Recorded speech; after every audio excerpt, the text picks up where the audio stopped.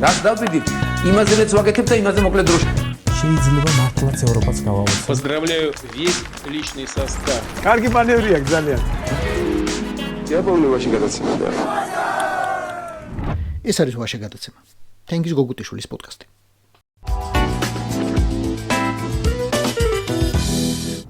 ყველა დიდი ინტერესით უყურებთ, როგორ აკულაკებს დიდი რუსი ხაზეინი თავის ხელის ბიჭებს. აი, ძალიან დიდ ფულში რომ ჩასვა ტიპები და მერე ბულოს დაინახა, რომ გაღორდნენ ესენი და მეტი დაიტოვეს, ვიდრე მას მიუტანეს. არა ჰაკიმ. მართლა საინტერესო პროცესია ძალიან. ხალხის გასართობა და ყურადღების გადასატანად. ერთის მხრივ.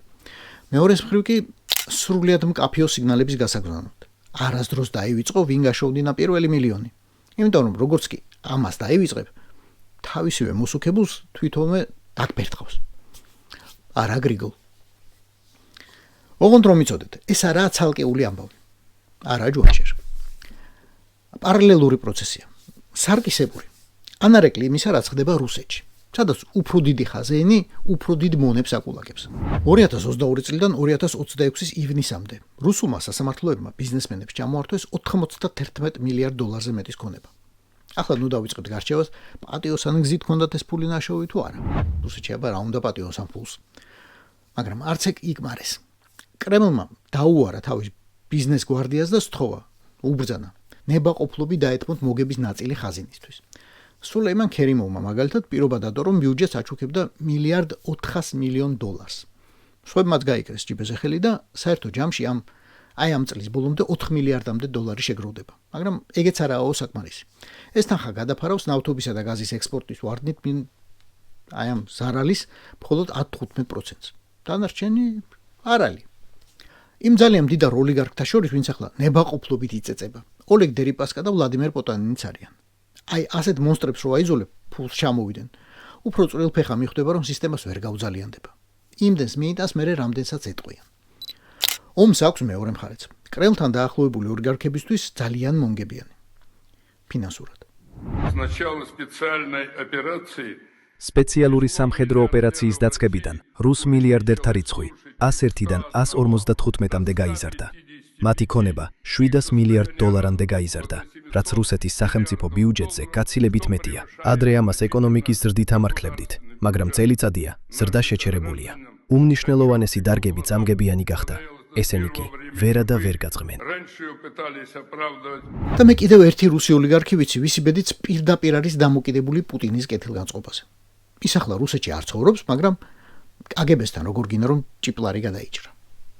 როცა სადღაც პოლიტიკური მისიით მიგავლინეს თავის დროზე და ამ ხელა ოპერაციის ფული პუტინის დაქალის ვალენტინა მატვიენკოშვილმა პირადად ჩაგითვალა. იქ კრემლის გავლენიდან როგორ გახვალ? შანსი არ გაქვს.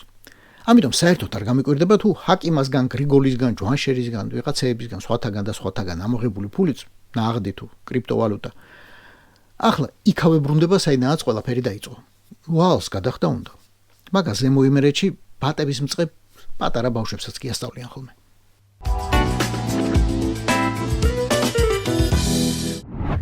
ტერმინი ქვეყანას გამოეკიდა თვალს და ხელშუა იცვლის მნიშვნელობას.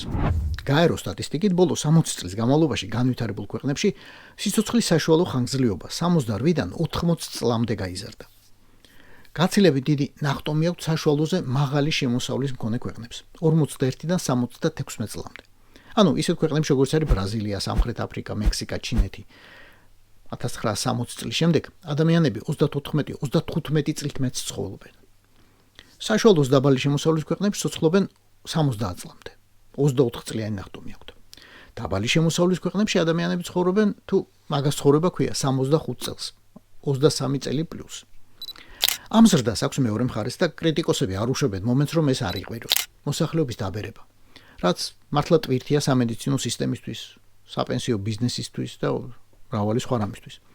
მაგრამ ამავე დროს ჩვენი მშობლებისა და ბებია-ბაბუების უფრო დიდხანს ჩახუტების იდილია, რაც ფულით არიზომება.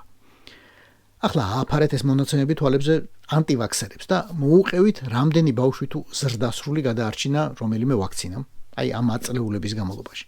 ანა უხსენით ხოცებს, რომ დამსახურებულ ექიმებს ხელის გულზე უნდა ატარებდნენ ციხეში ჩაყრის ნაცვლად. მით უფრო სრულიად უდანაშაულოებს.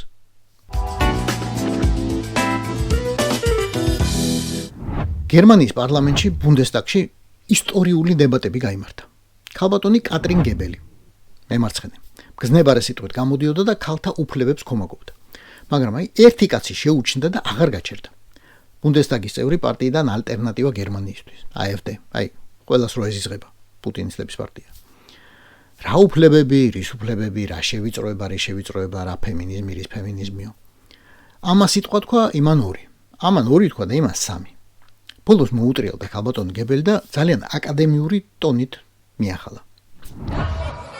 Herr Reichert, die Klitoris hat ბატონო რაიჰარდ, კლიტორს 3000 ნერვული დაბოლოება აქვს, მაგრამ თქვენ მაინც უფრო მგრძნობიარე აღმოჩნდით. ამას მოხერხება უნდოდა. wenn man schon so einen Missantrag einreicht. სოფლიო მოიარა სახის ამ გამომეტყველებამ, რომელსაც ქართულად მხოლოდ ერთი აღწერა აქვს. გამოყება. მართლა ხა, ასეთ რამეს რო გეტყვიან ბუნდესტაგის წევრ კაცს, უტყვა სახეს ვერ შეინარჩუნებ. მოკლედ, ეს ალტერნატივა გერმანიისთვის იმდენად გამოყლება, რომ ქალს პასუხი ვერ გასცა. და მხოლოდ მეორე დღეს ცოტა რო აზზე მოვიდა, მოიყვანეს ალბათ სხვებმა და აამუშავეს, გამოჩნდა და მოითხოვა საჯარო ბოდიშის მოხდა. და მე იცით რა მოხდა. კატრინ გებელმა მართლა მოიხადა ბოდიში, საჯაროდ. ძალიან დიდი ბოდიში ბატონ რაიჰარდსა და მთელ საზოგადოებას რომ უნებლიედ მივაწოდე არასწორი ინფორმაცია. კლიტორს არა 3, არამედ 10000 ნერვული დაბოლოება ჰქონიო. იშ ჯიგარი ხარ. მაგრამ ჩვენ რა გვიხარია? მე ვცადე გადმომეტანა გერმანული დემოკრატიის ეს შედევრი საქართველოს პარლამენტზე. მაგრამ მეცნიერებაში გავიჭედე. გერმანულიდან თარგმნისას უცებ აღმოვაჩინე რომ პენის 4000 ნერვული დაბოლოება აქვს.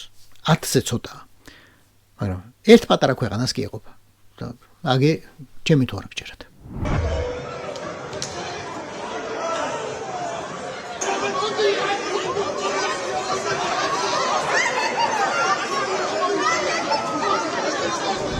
ეს იყო ვაშა გადაცემა. თენგის გოგოტიშვილის პოდკასტი. გვიყურეთ, მოგვიწონეთ, გამოგვეხმაურეთ. YouTube-ზე, Facebook-ზე, Instagram-სა და TikTok-ზე. რაც დავიდით, იმაზეც ვაკეთებ და იმაზე მოკლედ დროში. შეიძლება მართლაც ევროპაც გავავოთ. Поздравляю весь личный состав. კარგი მანევრია ძალიან. Я помню ваши გადაცემა და